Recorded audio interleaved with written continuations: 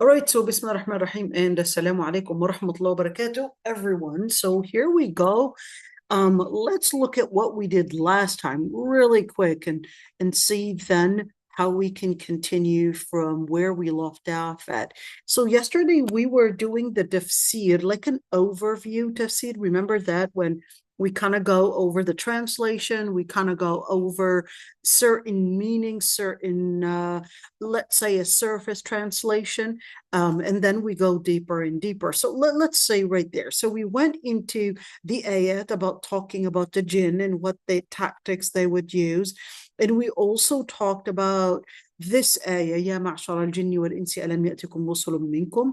When is it the malaika? Is it Allah subhanahu wa ta'ala? Is it just lisanul hal, meaning the situation, the circumstances we're speaking for itself to tell them, well, you received the message, but you didn't make anything of it. You didn't take advantage of it. You didn't make use of it. You didn't see it as a privilege to go to Jannah, and you instead had disregarded it and got yourself busy with something else and lived with this hope in that dunya. Lived with this hope in dunya to just run after it and not realize that this dunya is extremely temporary, not really worth putting your energy, your time, and certainly your effort or your focus on it, because at the end that it's going to be a temporary time, and what really deserves your focus, your energy, and certainly your potentials to be invested in is really going to be what would be everlasting, which is in akhirah. So that was that area, and Allah subhanahu wa ta'ala was also indicating and letting us know وَلِكُلٍّ دَرَجَاتٌ مِّمَّا عَمِلُوا. And at the end, what is going to determine the status of their situation or their position on Judgment Day is really going to be based on their actions. So that's letting us know that actions and whatever we had invested in this dunya is going to be used as one at certain moments or stations in Yawm al-Qiyamah. It's going to be based the status that is going to determine where you line up in akhirah. It's going to determine how close you are to Allah subhanahu wa ta'ala. It's going to determine the velocity and the speed that you would cross the bridge to hellfire, or to or to Jannah. And it's also going to determine before that whether you're going to get your book on your right hand or your book on your left hand. And then eventually it's also going to determine either the punishment and the severity of the punishment in hellfire, or the blessings in Jannah, and how high up, or the status that this person would be dwelling in Jannah. So that's basically just giving us a couple keys right there in terms of what Allah subhanahu wa ta'ala means by وَلِكُلٍّ دَرَجَاتٌ مِّمَّا عَمِلُوا and وَرَبُّكَ الْغَنِيُّ ذُو الرَّحْمَةِ. The Lord Almighty is the one that is not in need. In other words, he is self-efficient, not in need of anyone's worship. In other words, the worship is really for your sake and not for the sake of the Lord Almighty, but what through worship, what you're really seeking is Allah subhanahu wa ta'ala's mercy. إِنَّمَا تُوعَدُونَ لَآتٍ. That's basically the key thing, the key lesson, the key theme that Allah subhanahu wa ta'ala was letting us know, that he's the one that had determined where this whole creation is heading to. And he said, all that you had been promised will happen and will come. وَمَا أَنْتُمْ بِمُعْجِزِينَ. In other words, Allah subhanahu wa ta'ala is the Lord Almighty. He determines everything, and therefore your potentials, your efforts, your time, or whatever you desire that life would look like, that is not what is going to overcome the will of the Lord Almighty. In other words, وَمَا أَنْتُمْ بِمُعْجِزِينَ. Your will does not overcome the will of the Lord Almighty. So what should I say then? The final word, قُلْ يَا قَوْمِ اعْمَلُوا عَلَى مَكَانَتِكُمْ. Tell them that I too basically am working towards that end, towards such a goal. So what you need to do is really work towards your own fate, your own goal, and I will not be accountable for whatever you would be doing, and you will not be accountable. Okay, let's see. Let's look at al-Qurtubi and what he basically wanted to say in regards to يا معشر الجن والإنس ألم يأتكم رسل منكم يقصون عليكم. Okay, so Qurtubi says that this is talking about this munada. What is munada? Munada means call. Munada means call. What does it mean when you say this is a call? So this is a call basically means that Allah subhanahu wa ta'ala is letting us know that this is a direct and a personal call, meaning of its importance. So il-munada, when someone calls onto someone, it is to bring attention, it is to let the person recognize, it is also a way of letting the person that is being directed at, of course, in words and attention, etc., basically recognize that there's an important matter that is being addressed here. So, يا معشر الجن والإنس ألم يأتكم. يا معشر, معشر actually means a group of people. So that's why we would say al-ishra.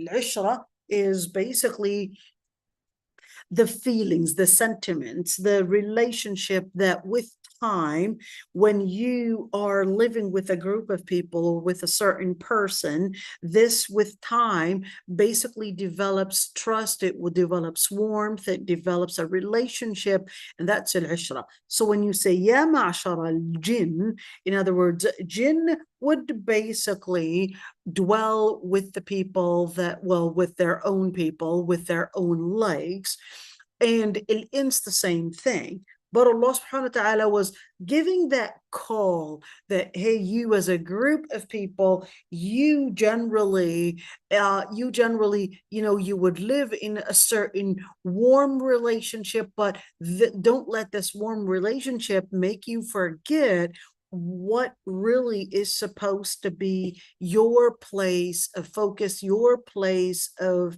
attention. So the ayah says, يا معشر الجن أي نحشرهم نقول لهم ألم يأتكم رسل فحذف فيعترفون بما فيه افتضاحتهم. Okay, let's see. So right there, when in this ayah, they were calling them out. Why were they calling them? So in before that, in the ayah previously, it was, no, actually, is it this one? Hold on, let me just make sure you've got, okay, here we go. When you look at this one, before, it was saying, يَا مَعْشَرَ الْجِنِّ قَدْ اسْتَكْثَرْتُمْ, and we are on this ayah, okay? So when it says, يَا مَعْشَرَ الْجِنِّ أَلَمْ يَأْتِكُمْ رُسُلٌ مِّنْكُمْ, did you not get prophets? Did you not get the revelation, etc.? Is that really related to the previous ayah, which is this one? Yes, it is related to the previous ayah. What was the point? The point was to say that you had a certain ability, a certain potential, a number of different wills that you basically would have to use in order to invest it towards one certain area. The first one, أَلَمْ يَأْتِكُمْ رُسُلٌ مِّنْكُمْ. Did you not get prophets from your own selves? So what does that mean when you say from your own selves? Are we talking about that there are jinn prophets? Were there any jinn prophets? Or are all jinn supposed to be human? And if there are jinn prophets, were we supposed to believe in the jinn prophets too? What does that even look like? I mean, do we really know of any jinn prophets? And let's say right there, when it says مَعْنَا مِنْكُمْ فِي الْخَلْقِ وَالتَّكْلِيفِ وَالْمُخَاطَبَةِ. So when it says يَا مَعْشَرَ الْجِنِّ, and this is talking about, did you not get prophets from amongst you? Does this actually talk about that the prophets that were supposed to be coming were supposed to be from either the jinn nature or from the human nature? Or is this talking about, well, a nature that you can relate to? In other words, whether in receiving the message or whether in the message being something that would be directed at you, you recognize it, you can apply it, etc. So, of course, when you look at jinn, well, do they really fully understand? Yes, they do fully understand. It's quite interesting that the Western thought doesn't actually consider jinn. In fact, if somebody were to talk about jinn in Western thought, this person would be classified as having mental illness because they would be believing in jinn. In Islam, we would consider that they would have basically a lack of ilm, and basically that they would be the ones to have a problem because they don't recognize reality. They consider jinn as not a reality, but a myth. How am I going to prove jinn to you? Well, the way that we basically believed in Muhammad ibn Abdullah sallallahu alaihi wasallam.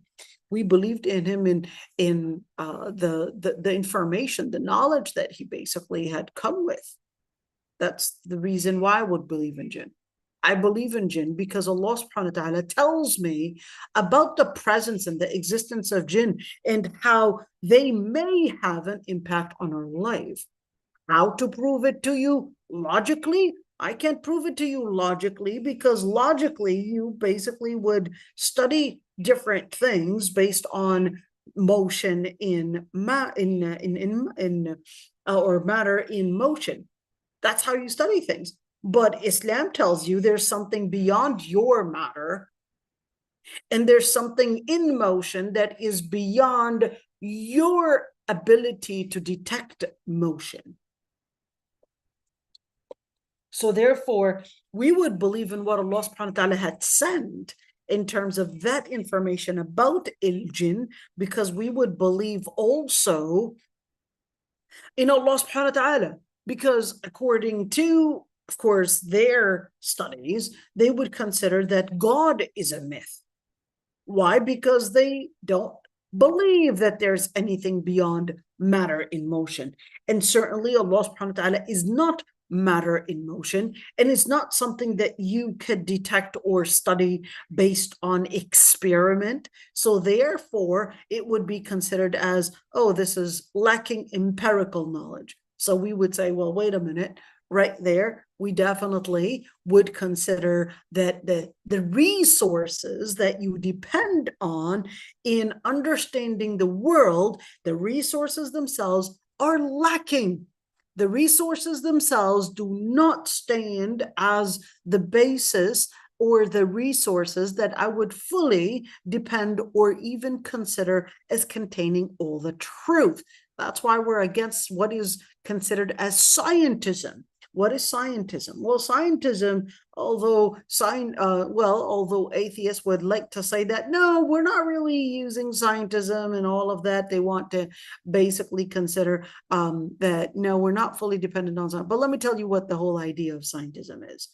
So the whole idea of scientism, I'm just trying to break it for a 10-year-old, okay? Break it down like I'm talking to a 10-year-old. If you look at our understanding of the world, okay, what is the resource? What am I going to depend on? So someone will say, well, hey, we can depend on our mind, and our mind can study a lot of things in science, and we could use science as our reference to know whether something is good, whether something is wrong, whether something is acceptable, whether something is better for humanity, all of that. And of course, it sounds really interesting. Sounds, hey, I mean, why not? We could just use science and depend on that to make sure that we're getting the right information and not necessarily an information that is biased. But here's one thing. Number one is that science itself does not claim, In other words, there's no such thing as a person that we can say he is the person that we go to. So you look at the different fields of science. Different fields of science, you've got one, the reference, which is experiment. Two, then there's the data, and what data is basically coming out of that experiment. And then you got three, which is the interpretation and how we can read from this information that we're getting, how we can read probably good, bad, etc., and whether it's something ethical, not ethical, and so forth. Now, here's the problem, is that although it may sound like we're going to science, but science in itself is not necessarily just some pieces of information speaking on its own. There are certain areas that would create a certain hypothesis, and then based on that hypothesis is basically what we would say we're going to experiment, we're going to study, etc. And then guess what? The hypothesis itself is not separated from the study and where it's going and what it's trying to prove and what it's trying to study. We're not just talking about matters, well, yeah, we're trying to get treatment for cancer. Yeah, that's something that we're not against. This is right there, directed at bringing this type of treatment. We're going into materialistic sides. We're going into areas that are, let's say, dependent on solid science. One, two, it is not going to be as considered within the area of how we study human behavior, how we study whether something is acceptable or not acceptable. So this is not what we're going to be looking at. We're looking at an implication, things that would study human behavior. And that's why I would say psychology is one of those studies that contain a lot of dangerous philosophies and a lot of dangerous epistemologies that many, even within that field,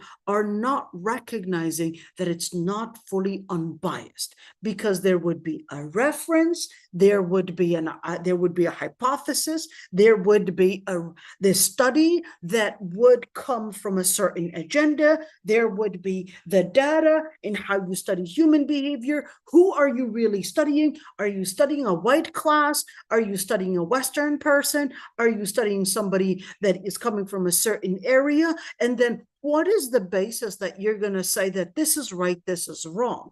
If you're going to say, yeah, it's science, science in itself does not speak. When you say something is right and wrong, science cannot tell you whether, let's say, whether marriage is a good idea or not. Science will tell you, okay, well, we have it's one relationship with one person and they had been together for 20 years, no outside relationships. In other words, no outside partners. It's just these two. Well, science is going to tell you they're absolutely fine. It's completely healthy. It's completely ethical. Or at least they shouldn't be talking about ethics because that's more philosophy. But they'll tell you, I mean, yes, it's one partner, one man, one woman, no other areas, the man wasn't going outside with more than one partner. So scientifically, we basically will say, okay, this is absolutely fine and absolutely healthy. But the second that they might go outside of that, that's, in other words, bringing in new partners, etc., new different groups and so forth, that's when they'll say, oh, there's an increase in the number of people involved in the sexual act, and therefore an increase in the chance of STD, increase in the chance of perhaps maybe infections because of the fluids and all of that. And then we're looking at a different direction. So that's what science can tell me. Okay, but Islam comes in to say that there's more to scrutinizing and judging human behavior than just an issue of its implication on health.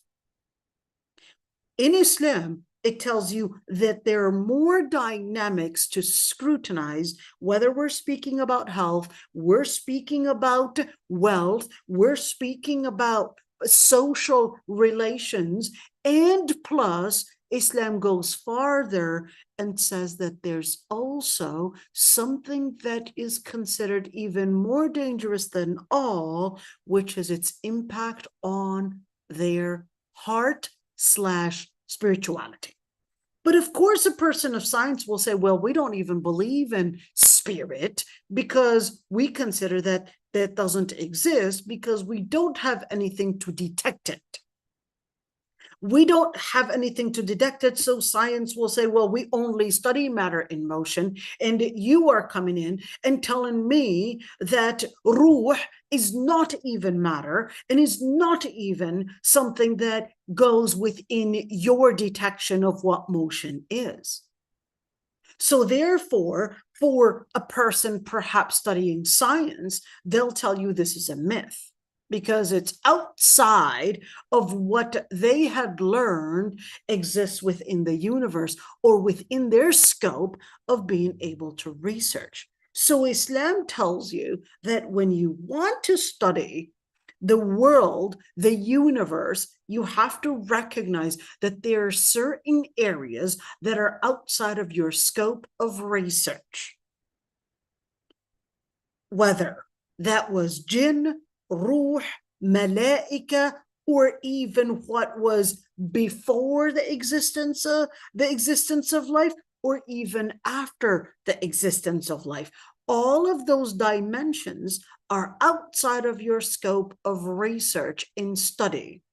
So therefore, Islam sees scientism as really exaggerated, and saying that you depend on science is exaggerated and certainly contains a lot of data that is missing in regards to human life, in regards to the purpose of life, in regards to the dynamics of what makes you basically right now as a living being and basically as a person that is trying to figure out their existence, their past, and their future. All right. So that's why Allah subhanahu wa ta'ala basically said, رُسُلٌ مِّنكُمْ يَقُصُّونَ عَلَيْكُمْ آيَاتِ. They would give you, يَقُصُّونَ, they would give you the story of our verses. But stop at the word يَقُصُّونَ. Okay. The word يَقُصُّونَ, this word right here. Okay. The word يَقُصُّونَ comes from the root qa, sa, sa. Let me write that down. Okay. Now the word qa, sa, sa, okay, here we go. Qa, sa, sa. It actually means to cut. But remember this, when you cut something, okay, you cut something, here we go, you bring those scissors, and then these scissors would open up like that, and then let's say you wanted to cut a piece of paper. Let's pretend this is a paper. Once you cut, this is really not yet cutting, not until you get close to this corner, basically right there, are you really going to see the actual cutting process happen. Okay, so what is that supposed to mean? That basically means that you would right there relate to, and of course the word qasasa can also mean to tell a story. What is the correlation between telling a story and cutting something? When you are telling a story, you're basically penetrating within that story and slowly trying to get to the different chronology of it until you would get to the end of the story. Okay, that's what a story is. That's the correlation between cutting and, or scissors and cutting, and between, of course, storytelling, is that you take it one step after another, and you're penetrating inside the story till you get to the end of it, and then probably make that distinction, or probably feel that you are part of this whole dynamic of processing, the process of cutting, and that you're going inside the story. You're becoming part of the story. It's quite beautiful, right? You're becoming a part of the story when you're looking at يَقُصُّونَ. What is that supposed to mean? That when you see that the ayat, the revelation, the verses, the stories about the prophets, etc., that they're actually being told to you, and you are penetrating in the story, and you are becoming part of the story. The issue is, how do you go inside the story and at the same time become one of its characters? How do you become one of the characters of that story? So when you look at the story of Tawheed, Allah subhanahu wa ta'ala tells us about the story, Prophet Adam alayhi salam, and then eating from the tree. And then Allah subhanahu wa ta'ala tells him, well, now you recognize this is going to be, and this is going to be basically what marks as the final animosity, the final competition between you and Shaitan. Now you recognize the story, you went through it, you felt it, you had done that conversation, you recognize how your mind can play games on you, and how Shaitan will play games on you to make you get into that manipulation. And then what happens is that Allah subhanahu wa ta'ala was letting us know, whether it's a story of Prophet Adam, story of Prophet Noah, story, and the list goes on and on, lets us penetrate in the story in order to get to the end of it. How do you become one of the characters in the story and not a person that's looking from the outside? So that's why he said, يَقُصُّونَ عَلَيْكُمْ آيَاتِ. They told you the story in order to be one of the characters, but instead of being one of the characters that would support truth, they were becoming the characters that were basically the antagonist and of truth. They were basically the ones to go against the truth, and didn't even recognize how this story was basically letting them know and choose which character, which side do you want to be on, because eventually there's a point that is going to be al-fariqa. That's going to be the distincting point of where you're going to end up in this whole line of creation, in this whole line of akhirah, in this whole line of Jannah, Nar, and so forth. So right there, then it goes, يُنذِرُونَكُمْ لِقَاءَ يَوْمِكُمْ هَذَا. What was and what did this information of يَقُصُّونَ, and why didn't it just say يَتْلُونَ عَلَيْكُمْ آيَاتِ? It said يَقُصُّونَ عَلَيْكُمْ آيَاتِ and not يَتْلُونَ عَلَيْكُمْ آيَاتِ, even though, you know what, in other ayat it was saying yatluna alaykum ayatina, or it would tell us that it's basically yundirunakum, then it would tell us yundirunakum later on, but it started out with yaqussun. It was telling them, well, okay, now that ya ma'shar al-jinni wal-ins, now that we're talking about what happens, of course, between the family, between the group of people, is that there are certain dynamics of communication. Okay, that's what happens between the people. Whenever you're living with a group of people, there's a certain communication that unfolds. There's a certain relationship that basically starts building up and all of that. And then within that, there's always a story to tell. So Allah subhanahu wa ta'ala was letting them know the story to tell is the story of what really mattered. That is the story of why you exist in the beginning and where you're heading in this life. So then, يَقُصُّونَ عَلَيْكُمْ آيَاتِي was actually letting them know the story of why you were created is the most important story of who you are, of your identity, why you were created, and يُنذِرُونَكُمْ لِقَاءَ يَوْمِكُمْ هَذَا. What is يُنذِرُونَكُمْ? يُنذِرُونَكُمْ actually means to warn. Okay, what does it mean to warn? To warn basically means that there's something serious that will happen and you're telling the person to be prepared for it. That's what warning means. You're telling the person to be prepared for something big, for a serious matter, and that this matter will basically be determining something that is extremely important to them. So when it says يُنذِرُونَكُمْ, in other words, it was telling you, anticipating, letting you know that there's a matter that is far too serious and that it relates to your life. This isn't relating to X or Y, Z's life, but this is relating to your life. Liqa. What about that warning? What about that life? That there is a time that you will meet someone. Meet someone? Yes. Who? Your Lord. There's a time where there is a liqa, there is a meeting.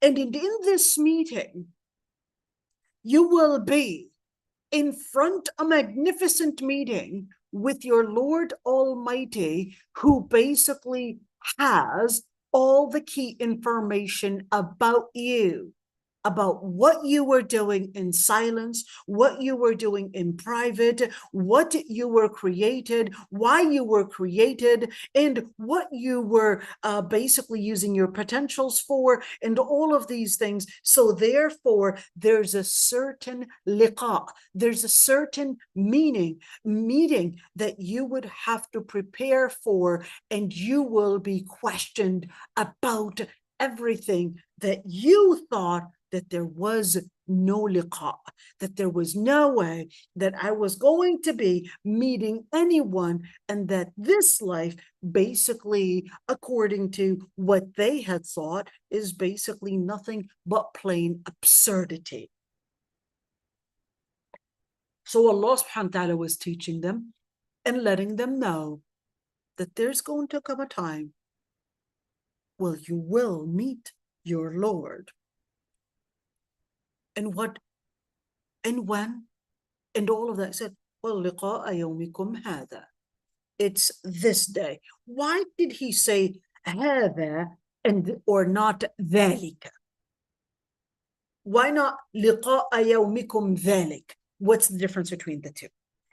هذا is actually said for something that is near, this. That or ذلك is for something that is far. So Allah subhanahu wa ta'ala used هذا, that pronoun, or that right there, that word, in order to let us know that this is near and not something far. That this is something that, as if you're living it now.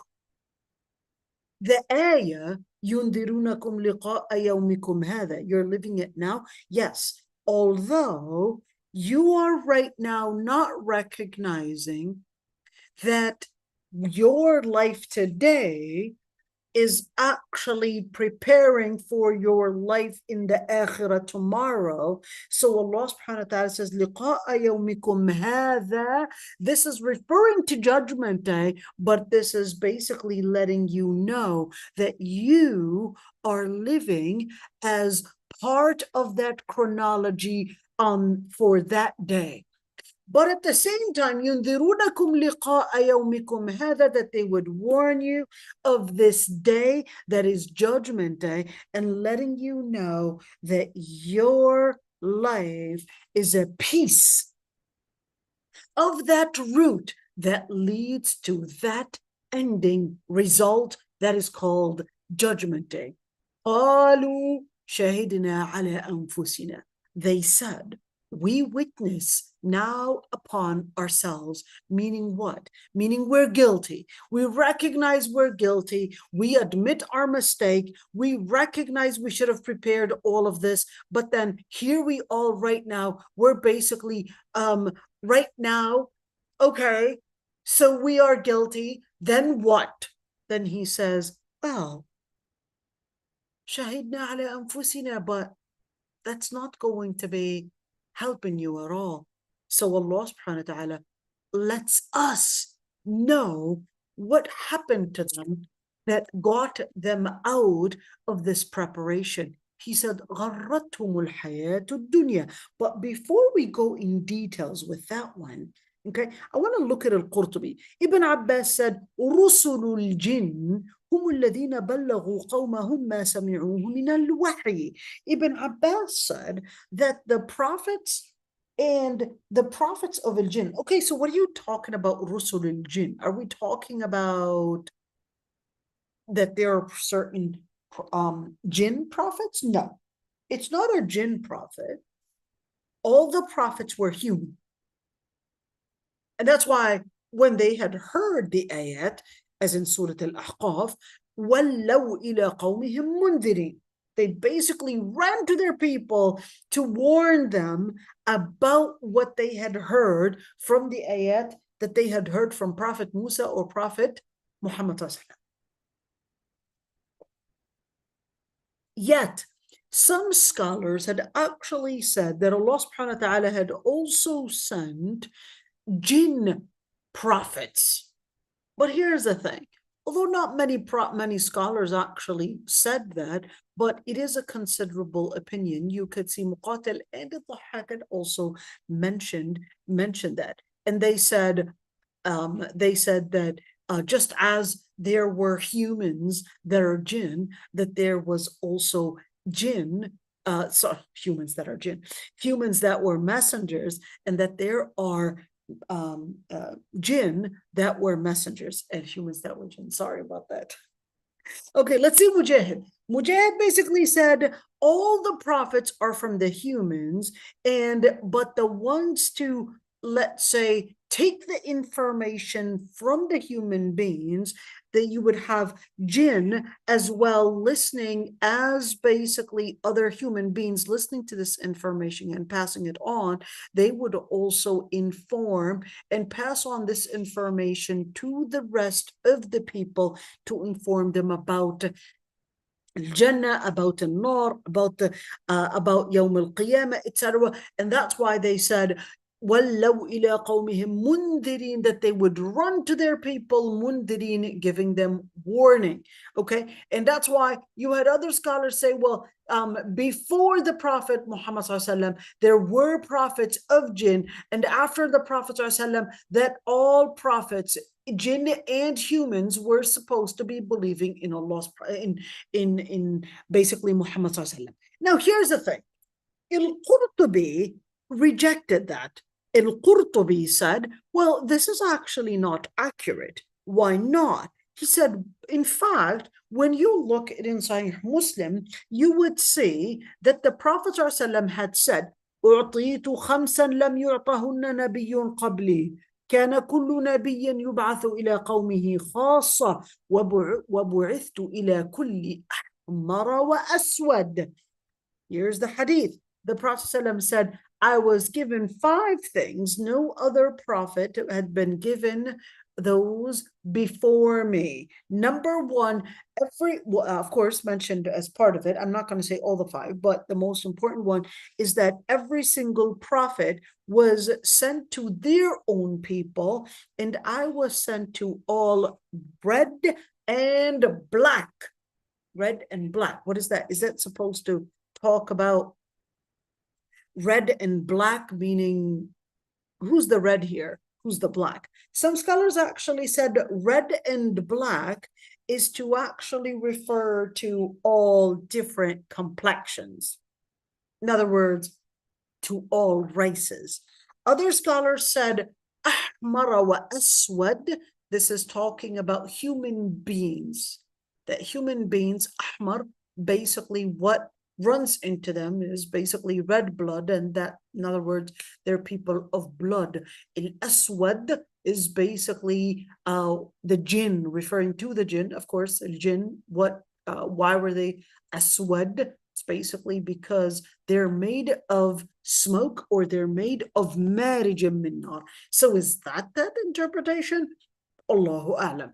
At the end, you could see that al-jinn was also supposed to be believing in Muhammad ibn Abdullah sallallahu alaihi wasallam. But one thing is that I don't want to go in so much details in regards to this one, but at the end is that Allah subhanahu wa ta'ala was letting us know that the jinn and the human beings were all included in the message of Muhammad ibn Abdullah sallallahu alaihi wasallam, and that the jinn on Judgment Day will also be gathered on Judgment Day.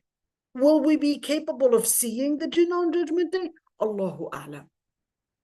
So are they going to be held accountable, like go to Jannah and go to Nar and all of that? Yes. But will you be capable of seeing them? Allahu A'lam how all of this looks like. We absolutely have no information in that regards. At the end, we just know that shayateen, that jinn, that humans, that animals, everything that is considered a creature will be resurrected on Judgment Day.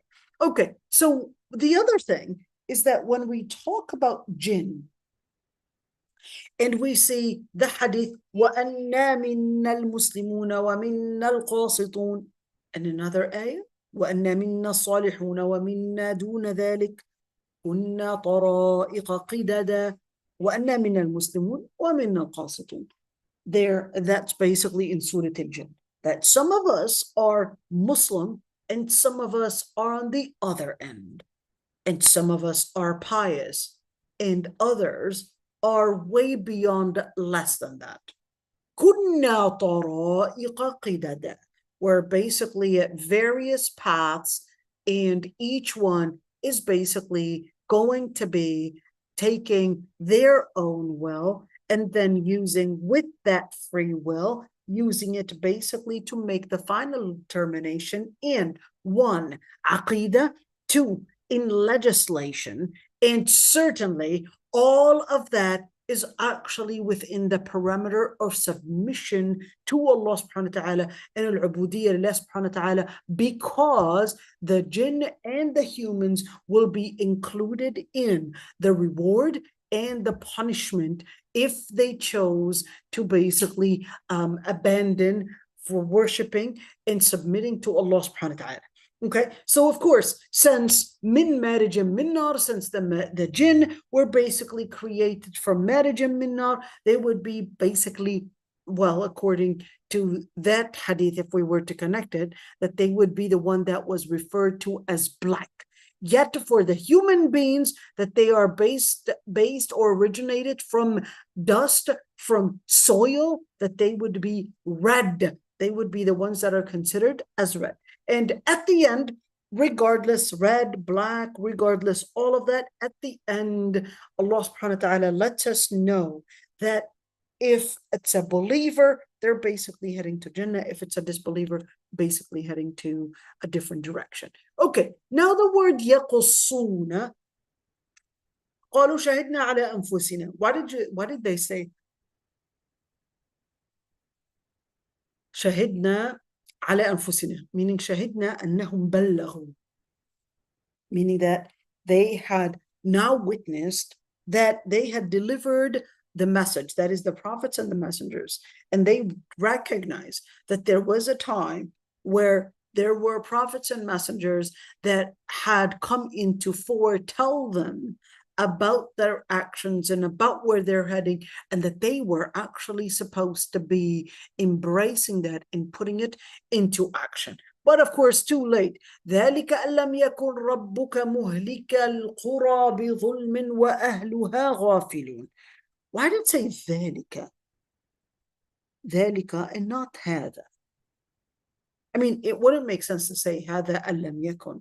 ذلك أن لم يكن ربك مهلك القرى. What is ذلك? ذلك meaning the reason. So it's letting us see that whole paradigm of why Allah subhanahu wa ta'ala had punished these people was like at the time letting you know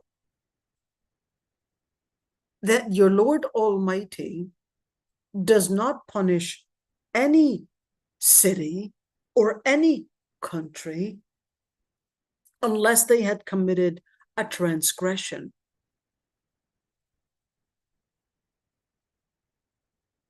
What does that even mean? That Allah subhanahu wa ta'ala is going to hold them accountable for what? For a shirk that they had committed. But wait a minute.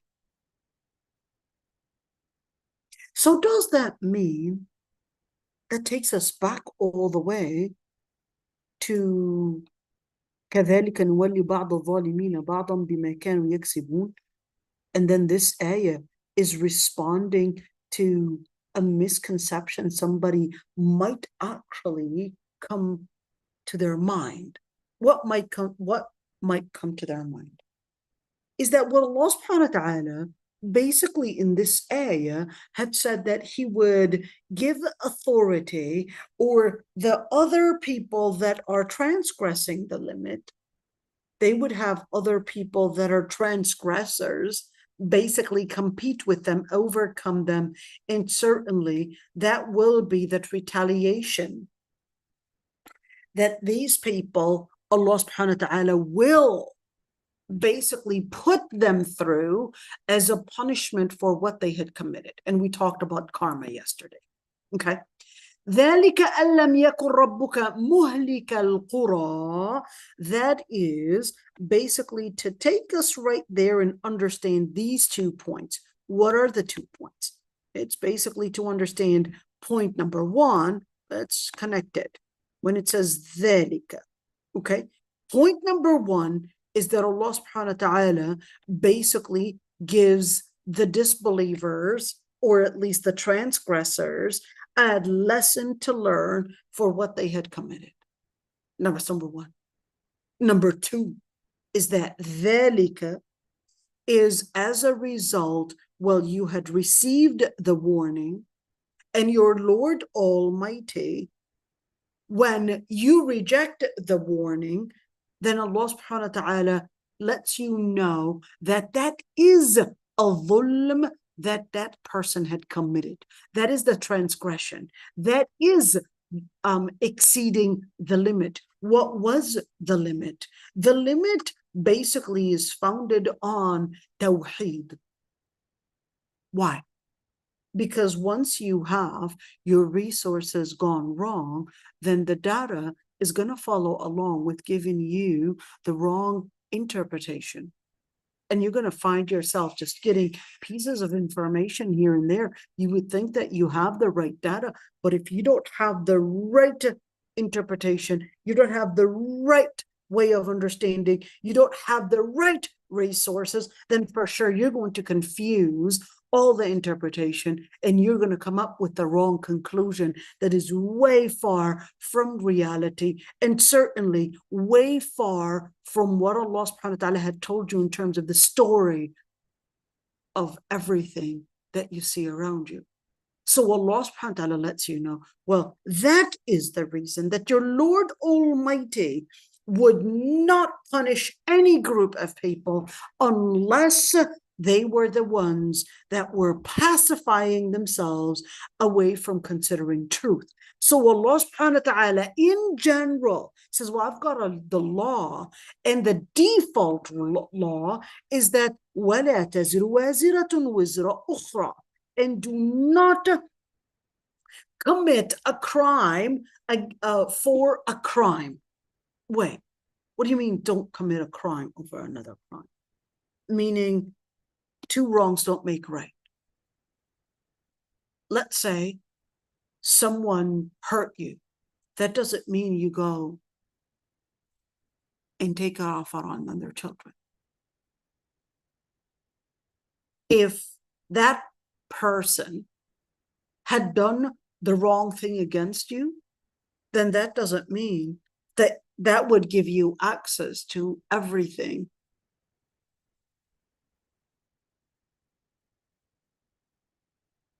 That is dear to them.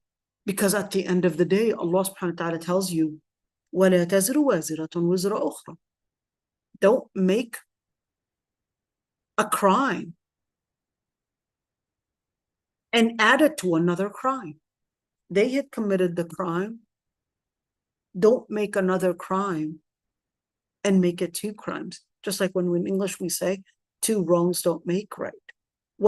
So if that is the case, then why Allah subhanahu wa ta'ala is telling us that He would not destruct any city unless they had exceeded the limit? Well, that's to let us know that when you read the world, when you read the social dynamics, it basically carries a law that you may not recognize, you may not be capable of reading, you may not see, but there are certain dynamics that are controlled by the Lord Almighty. And what controls a lot of the consequences, or what determines a lot of what will happen to you, is basically what you do. What did you invest in? If that person was ghafil, okay, so Allah subhanahu wa ta'ala basically says, إِن تُعَذِّبْهُمْ فَإِنَّهُمْ عِبَادُكَ. Well, that's basically Prophet Isa alayhi salam. When Allah subhanahu wa ta'ala makes it into like a scenario of question, tells Prophet Isa alayhi salam, did you tell them that you were God, or you were son of God? And he says, if I would have said such a thing, you would have known it. So why would Allah subhanahu wa ta'ala ask him if he already knows? This isn't at all to question him, because to say that he doesn't know, but this is to question him to let the others hear that witness, because Allah subhanahu wa ta'ala is al-adil. He is most just. Because he is most just, he's basically letting us know that the judgment you yourself would basically have to confess it, and you would basically come to that conclusion and realization that the Lord Almighty will not punish you for something that based on only His terms, but even based on your terms, after you recognize that there is truth and there's falsehood, and that you were actually, or this person was actually following and embracing falsehood. That's when they would say, Shahidna ala anfusina. Right there, they would say, we witness. Why did Allah subhanahu wa ta'ala tell us that they said Shahidna ala anfusina? Because right there, Allah subhanahu wa ta'ala will say, you know what? You're going to judge. I'm not the one that's going to judge. I'll let you judge. How about that? What do you say? You recognize that you had abandoned the ayat, abandoned the evidence, and abandoned. How did they abandon? They were in a state of ghafla. What is al-ghafla? Al-ghafla is when you're busy with something,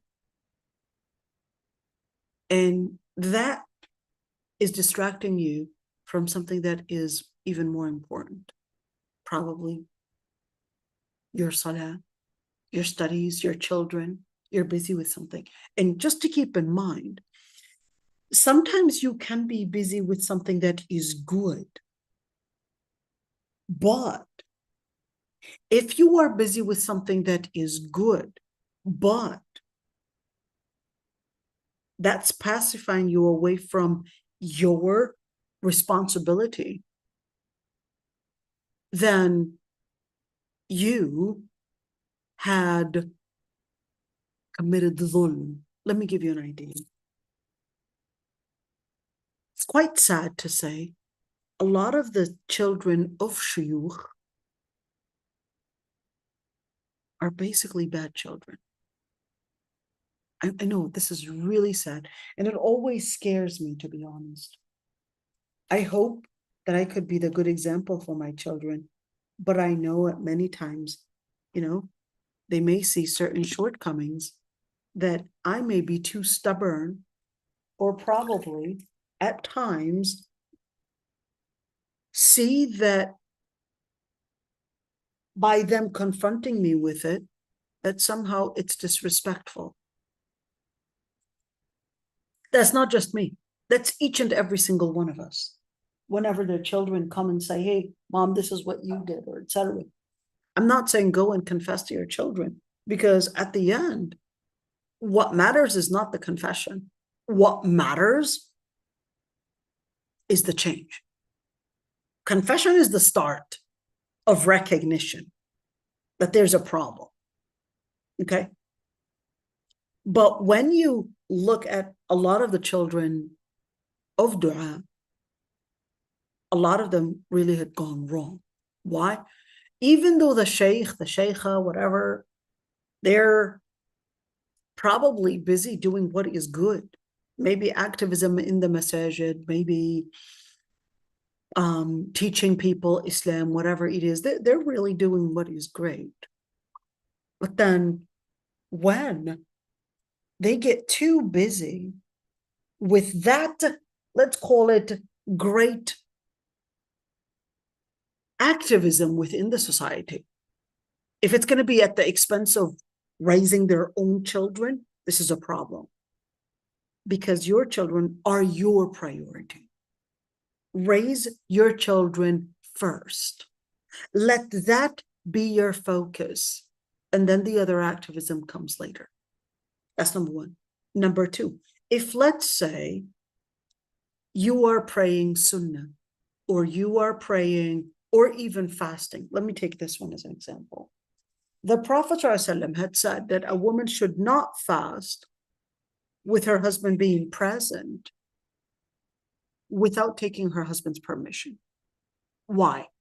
Because what Islam was trying to tell you is that your priority as a married woman and your responsibility is going to be your husband first. And then your other, let's call it good deeds, is going to be second. But this is not talking about obligatory fasting. This is not talking about Ramadan. This isn't talking about the 5 daily prayers, but this is talking about sunan. What is the inference? The inference is obedience to Allah subhanahu wa ta'ala comes first. Number two, obedience to the husband comes second. And number three, the extra, let's call it the extra honorable practices, basically go after the most honorable deed that you can do, which is after worshiping Allah subhanahu wa ta'ala within the parameters of obligatory, or the parameter of not practicing haram, okay, comes basically the husband or the parents. وَقَضَى رَبُّكَ أَلَّا تَعْبُدُوا إِلَّا إِيَّهُ وَبِالْوَالِدَيْنِ إِحْسَانًا. So then therefore there's a certain commitment. Some actions, they're good, but if you put it at the wrong time and you don't put it within the context in the parameters that Islam had considered as number one priority, second priority, etc., then you're basically confusing. You're confusing your parameters. You're confusing where you're supposed to be at. And then you end up basically committing a bad deed. That would be considered a bad deed and not a good deed. Yes, it would be considered a bad deed and not a good deed. If you were to fast, for example, when your husband is telling you, I don't want you to fast. And keep that in mind, it's a good deed, right? I'm fasting. I'm doing it for the sake of Allah subhanahu wa ta'ala. I'm trying to become a better Muslim. But Allah subhanahu wa ta'ala is telling, or the Prophet is telling you, no, you got to put things within the right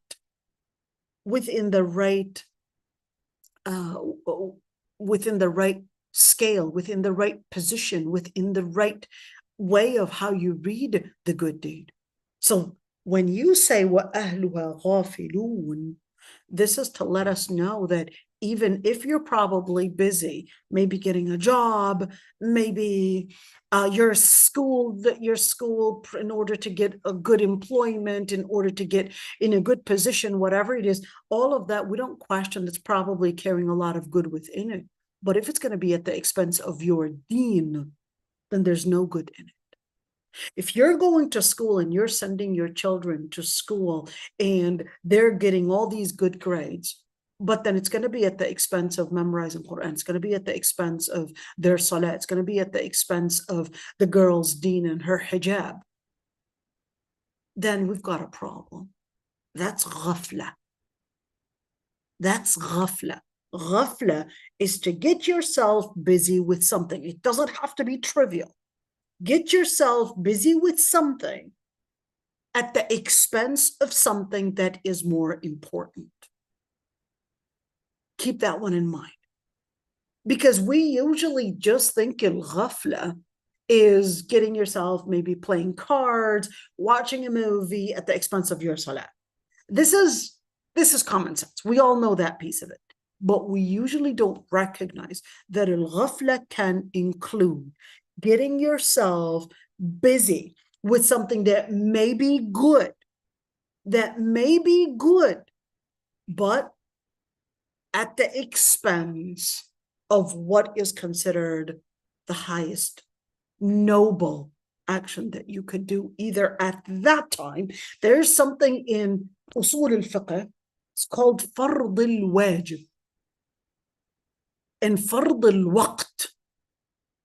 What does that mean? There are certain things that are good deeds. Praying. But if you pray dhuhr, let's say during duha, before dhuhr time, we would say your prayer is not accepted. But prayer is good. Why would you tell me I shouldn't be praying? I'm trying to rush. I'm trying to, hey, pray, and I'm going to pray it even before the time. Why? Because I want to show وَعَجِلْتُ إِلَيْكَ رَبِّي لِتَرْضَى. Hey, I'm using the Quran as a reference. Ya Allah, I'm rushing so you can be content over me. Isn't that what Prophet Musa alayhi salam said? Well, I'm going to use that as the evidence that I got from the Quran in order to prove that it's okay to do the good deed if it is basically anticipating and basically expedited even before its time. We will say, wait a minute, we would do the submission to Allah subhanahu wa ta'ala as He had determined the good deed would be practiced within a certain time or within a specific, basically, parameter that He had determined when, why, where, how, and certainly what. There's a certain time you do the ibadah with what Allah subhanahu wa ta'ala ordered you at the time that He had ordered you that it would be done in, and in the procedure and in the process that He had ordered that it would be done in as well. So that's why it's called ubudiyya. Al-ubudiyya basically means submission to Allah subhanahu wa ta'ala in determining all the how, where, what, why, and when, and not based on your terms, but based on the terms of Allah subhanahu wa ta'ala. All right, let's see. Here the sister is saying, meaning i'rad, you know something is important, but you just try to avoid or distract yourself. Okay, al-ghafla is different than al-i'rad. Al-i'rad involves that the person would put something behind their back. They would reject it. Al-ghafla, they may recognize, may have some recognition, something out there, but their mind is not focused with it. That's al-ghafla. It's like, let's give an example in your day-to-day life. Okay, so let's say you're cooking something and then your phone rings. You go and I guess answer the phone. At least right now you can have your phone with you, okay? But before it was basically away. But let's say your phone rings, you get busy, whatever. Your baby starts crying. You go changing the diaper, and you forget that you had left the food on the stove. what happened? Even though that was important, but guess what? You ended up, there's the fard al-waqt. Remember that one. There's a certain fard that is done to be done within a specific time. Even if it's good, it would become bad if it basically was at the wrong time. Islam is letting you know that fard al-waqt, or certain times, even if the habit was good, that it basically would become evil or wrong if it is not done in the direction that Allah subhanahu wa ta'ala had basically laid it out in. So now when talking about Prophet Isa alayhi salam, when he said, "In tu'adhibhum fa innahum ibaduk," if you punish them, they are your servants.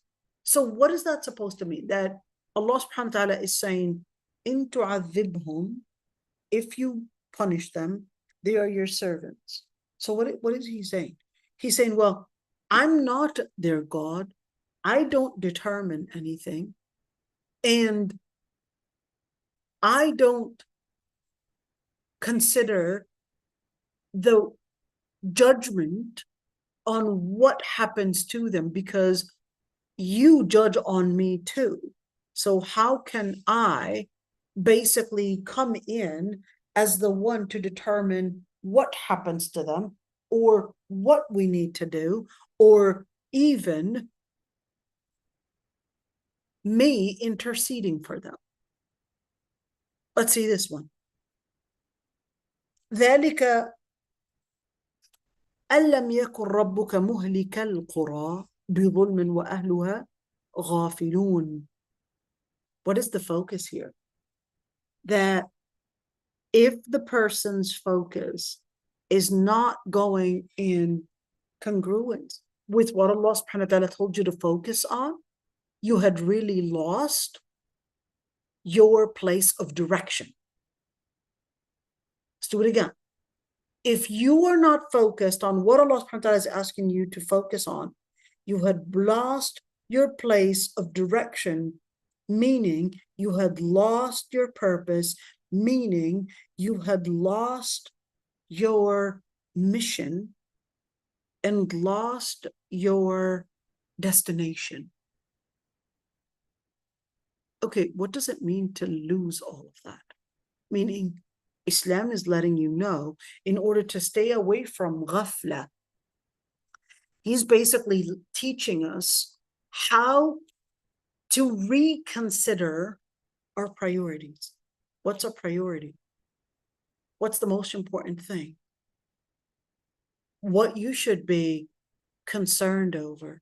What Allah subhanahu wa ta'ala will consider as the main things that he will judge you for? You know, think of this. You enter a test, and then the test will basically give you, this is 20 points, this is 10 points, this is 3 points, this is 6 points, etc.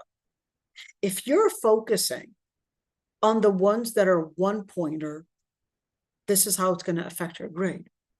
But then you leave the 20-point grade unanswered and you start answering the 1-point questions, even though you probably thought, well, I answered 5 questions, but then you left the 20-pointer alone. Guess what? You just got right there 5 out of 25. But if you left the 5-point ones, even though they're 5 questions, and you answered the 20-pointer question, you just got 20 out of 25, you passed. And this is important. You may think that, yes, you know, I keep my house clean, I take my kids to school, I put them in soccer, I put them in karate, I put them in, I don't know, extra math curriculum or whatever it is. You did all these different things, good for you. But guess what? There was a 20-pointer one, which is to focus on their salah. There was a 20-pointer one, which is to focus on their Islamic studies. There was a 20-pointer one, which is to fix on how they view Allah subhanahu wa ta'ala and how important that was. That was a 20-pointer one. all those 5 pointers, you were just distracting yourself and putting them in all these different activities, and what really did not make it. You didn't make it, but you were like, oh, but I did do this, and I was taking so much time to actually drop them off at school, put them in this karate lesson, and that one's like, yeah, good for you, but guess what? It was at the expense of a 20-pointer. It was at the expense of a 20-pointer. Believe it or not, I've had kids, their parents take them out of Quran classes that I was teaching them in because they said they wanted to put them in ballet classes because it was going to affect as their credit to get into a better university. Imagine, take them out of Quran classes and put them in ballet classes. And I'm talking about girls here. Put them in, I'm not saying ballet is okay for boys, okay? But it's definitely a deviation.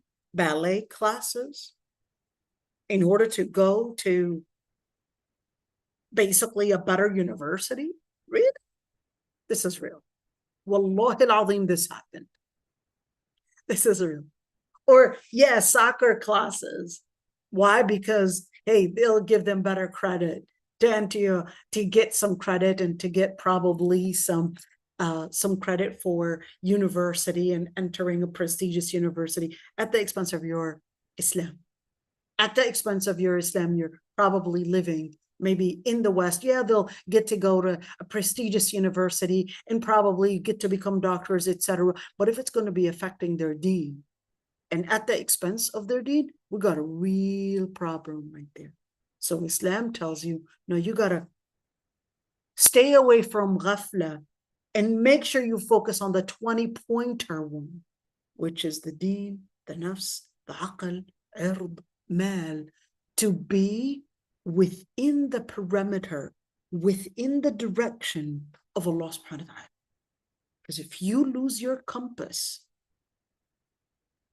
and you lose your focus, then what you end up putting all that effort in is going to be wasted. You're just putting a lot of these one-pointer issues. And yeah, it's good. I'm not going to tell you karate is bad. Yeah, martial arts is good for your body. Why not? I wish I can, I already look like a ninja, but I wish I had I guess the body for it. And basically, be a fast boom and, all these different things. I wear a niqab, so I got the appearance for it, but empty of all those skills for self-defense. Great for you, but well, all right. But at the end of the day, it's extremely important to know how not to be a ghafil, even on good things that may be, basically, they may be good things to put your kids in all these things, or even good things that you're probably going over reels. Yeah, they're probably teaching you something good, how to cook and all of that stuff. But if it's going to be at the expense of probably you letting your kids learn about their deen, letting your kids learn their Quran, letting your kids basically get into all of what really matters, or you yourself focusing on your deen, then you really lost your 20-pointer one. All right, let's continue. وَلِكُلٍّ دَرَجَاتٌ مِّمَّا عَمِلُوا. And each basically has a certain daraja, a certain degree, and that is going to determine what is going to be their ending. وَمَا رَبُّكَ بِغَافِلٍ عَمَّا يَعْمَلُونَ. So what is لِكُلٍّ دَرَجَات? Who is لِكُلٍّ referring to? And for each what? Like each human being, like every single person? No, this is actually referring to each, because when you say لِكُلٍّ دَرَجَاتٌ مِّمَّا عَمِلُوا, there's going to be a noun. Who's the noun here? So the noun is always referring to, even though the pronoun, is not mentioned here. In Arabic, we do have something called a hidden pronoun. Okay, why would it be hidden anyways? It would be hidden because the context of it or a previous sentence had basically mentioned who that pronoun is referring to. So who's the وَلِكُلٍّ دَرَجَاتٌ? Who's it talking about? It's basically talking about the jinn and the ins. That was the nearest noun or the nearest nouns. So here, that's why he said al-jinn and al-ins is who it was referring to in talking about that each is going to be basically getting a certain level, a certain status of what? مِمَّا عَمِلُوا. But I want you to look at the word mimma, because the word mimma actually consists of two different prepositions. Number one is min and ma. What do those prepositions actually mean? So min means from. Ma is called ism mawsul, which basically means it's connecting. It's a connecting preposition. So from what? Okay, from what was done. So right there, when you look at the word mimma, you're talking about min. So from whatever they were doing, that's what is going to determine the daraja or the position or the status that they will be in. So we would look at some of their actions. Is it a 20-pointer? Is it the 1-pointer? What really is it? That's going to determine, looking at the most important grades that matter. You don't determine, and you would confuse sometimes if you put your energy in the 1-pointer, or 1 credit. Let's say it that way, the 1 credit issues, and then you would put so many 1 credit issues, but then they don't make up not even half of that 20-pointer. Then you wasted so much energy in those 1-pointer questions, and yeah, you were so happy about it that I answered 5 questions. You just put in a lot of wasted energy, because your energy is limited. So Islam wants you to put your energy in what really matters most. You might be doing a good thing, taking care of your babies, taking care of your kitchen, taking care of, your friends and whatever it is. And you're doing all of that. It's like, yeah, that's very nice. You probably wanted to make it a special day and probably, I don't know, throw a surprise birthday party to that person. Yeah, it was so special, very nice. But if that you thought was the most important thing in raising a child, and you didn't consider that teaching them their deen was way more important than giving them a moment of entertainment or a moment of making them feel important, etc. What really matters is not the aesthetic. What really matters is the core. That's the key thing, is the core. It's min ma amilu right there. Part of the things that really matter is really going to be based on the selection and based on the terms that Allah subhanahu wa ta'ala had set, not based on what made the most noise. It's not what made the most noise that matters to Allah subhanahu wa ta'ala. He's the one that set the term, and He's the one that set the credit and the amount of credit for each. And He's the one that set it for a hikmah, for a wisdom that He had determined previously and considered as a final ordained that He basically had determined. وَلِكُلٍّ دَرَجَاتٌ مِّمَّا عَمِلُوا وَمَا رَبُّكَ بِغَافِلٍ عَمَّا يَعْمَلُونَ. So what does that mean? وَمَا رَبُّكَ, and your Lord is not ghafil. So what is not ghafil? Meaning Allah subhanahu wa ta'ala is letting us know that He knows about your 1 credit, things that you were doing. He's aware of it. So for you to think that, yeah, I'm going to make more of that noise, it's probably a lot easier for me to take them to karate classes than actually sit with them and make sure that they're memorizing the Quran, because memorizing the Quran is putting in a lot of tears, a lot of effort, a lot of this and that, and therefore they're basically they're basically feeling that, yeah, it's a lot harder to put them in Islamic studies classes because they're going to be a little more boring than probably a class where they're probably learning art. Probably learning art. Yeah, okay. Nice. Kind of feels funner to learn art than actually sit down and learn Islamic studies and be focused there. So Allah subhanahu wa ta'ala tells you, وَمَا رَبُّكَ بِغَافِلٍ. Allah subhanahu wa ta'ala is not pacified. Allah subhanahu wa ta'ala is not unaware of all these activities, all this movement. It's not about wasted energy. It's not about movement that you would be doing. It's about, are you putting it in what really matters? If you're not putting it in what really matters, it's going to be considered as wasted energy. And your Lord Almighty is aware of it. So keep track of it to make sure you keep track of your focus to put it in the right place. And he said, وَلِكُلٍّ دَرَجَاتٌ مِّمَّا عَمِلُوا. Let's look at al-Qurtubi.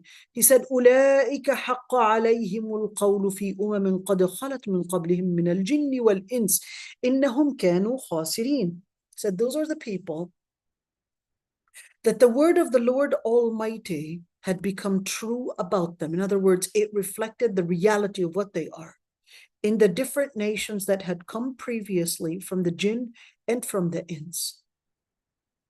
That what? That they were losers or the ones to be in loss. And Allah subhanahu wa ta'ala also said, وَلِكُلٌّ دَرَجَاتٌ مِّمَّا عَمِلُوا وَلِيُوَفِّيَهُمْ أَعْمَالَهُمْ وَهُمْ لَا يُظْلَمُونَ. And each will have their action determine their degree.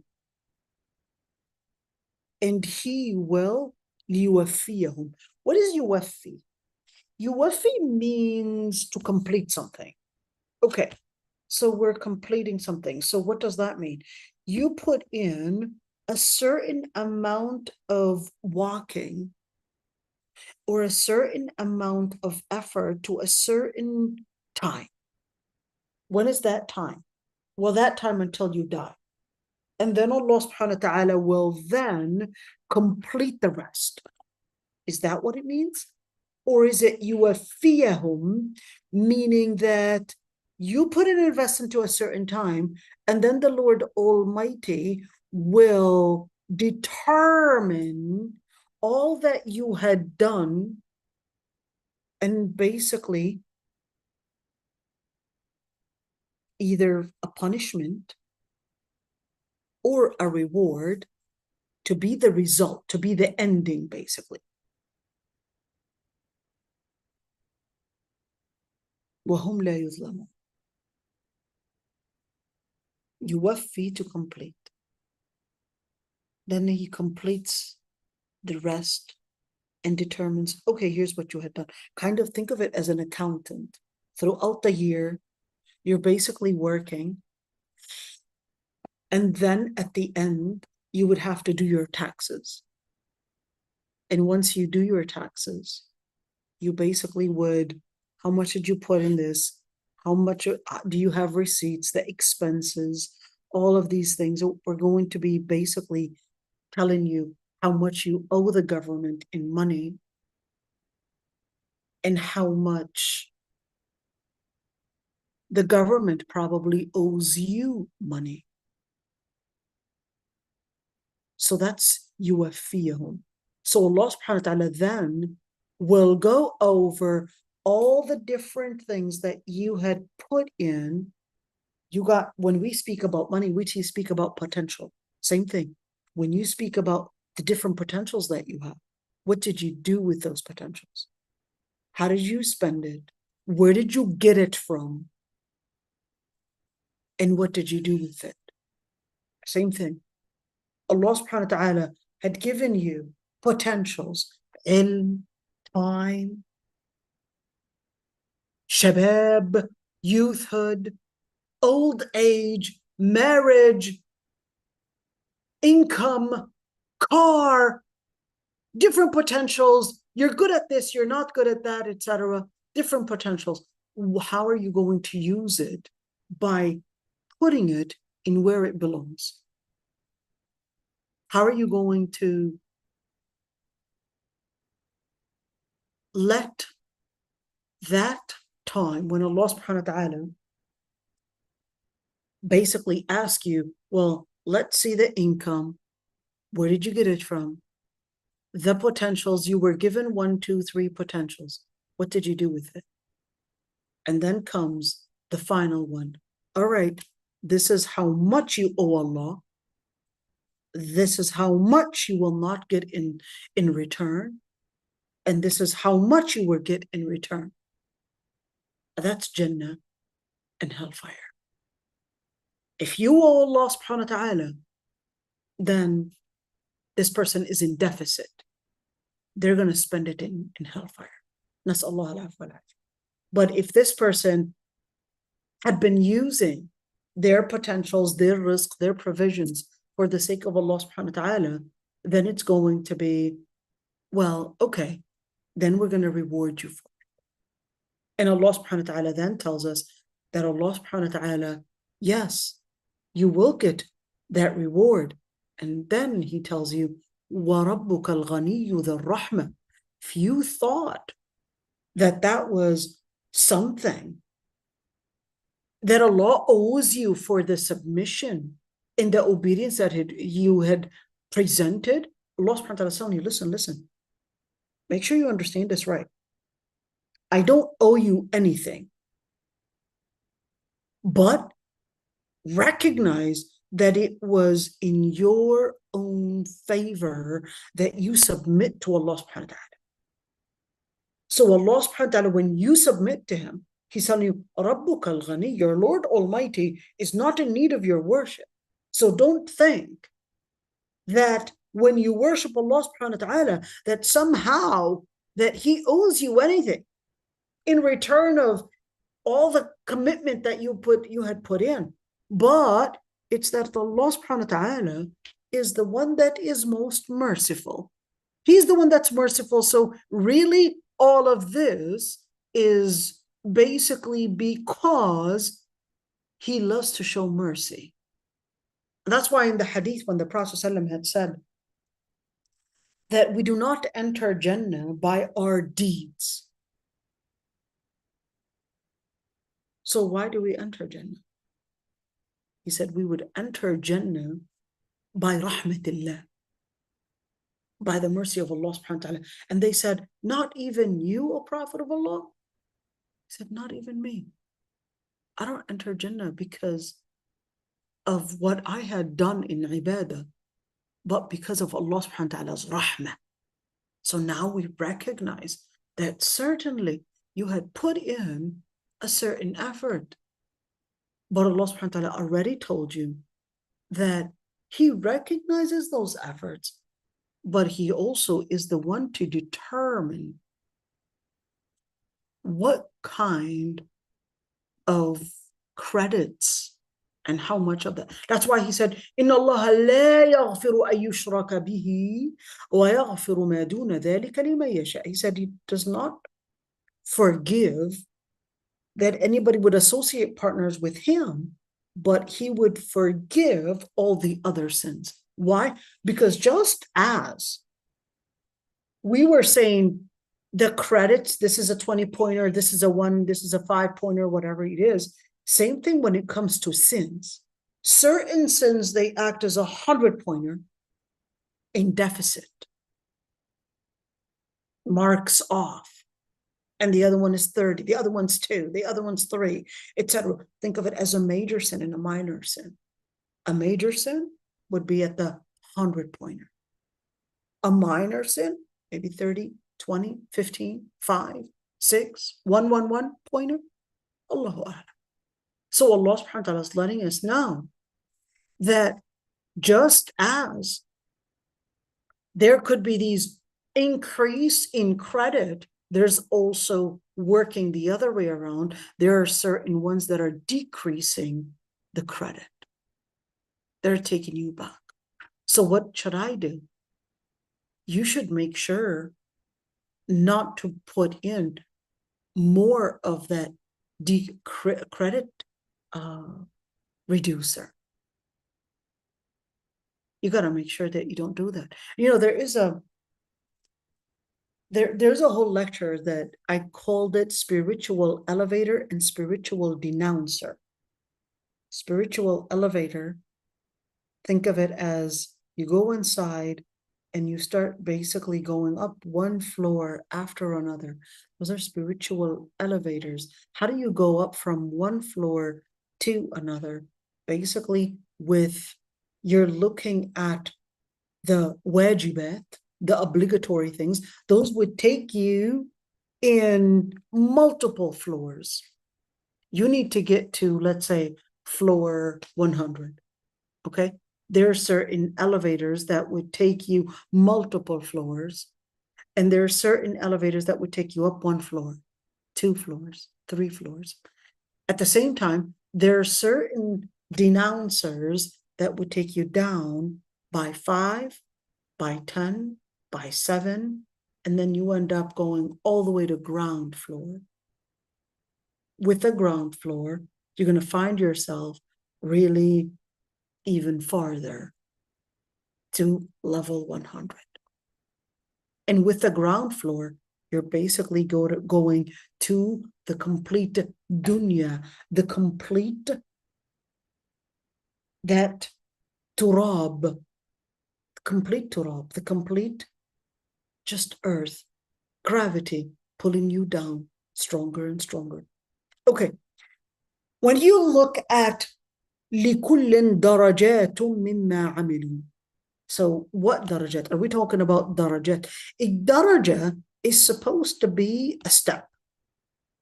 Okay, it's supposed to be a step. So when we're talking about a step, we're talking about usually a step farther up in good deeds. And at the same time, darakat. So darajat is to go up. Darakat is to go down. Daraja is to go up. Daraka is to go down. So darakat fil iqab, in deficit. وَمَا رَبُّكَ بِغَافِرٍ عَمَّا يَعْمَلُونَ. All right, in another قراءة عَمَّا تَعْمَلُونَ. This is where we're going to leave off at. وَرَبُّكَ الْغَنِيُّ ذُو الرَّحْمَةِ إن يشاء يذهبكم ويستخلف من بعدكم ما يشاء كما أنشأكم من ذرية قوم آخرين. If there are any questions, I'd be happy to answer them, inshallah. I don't know where everybody's at, but inshallah, if there are any questions, go ahead, dear.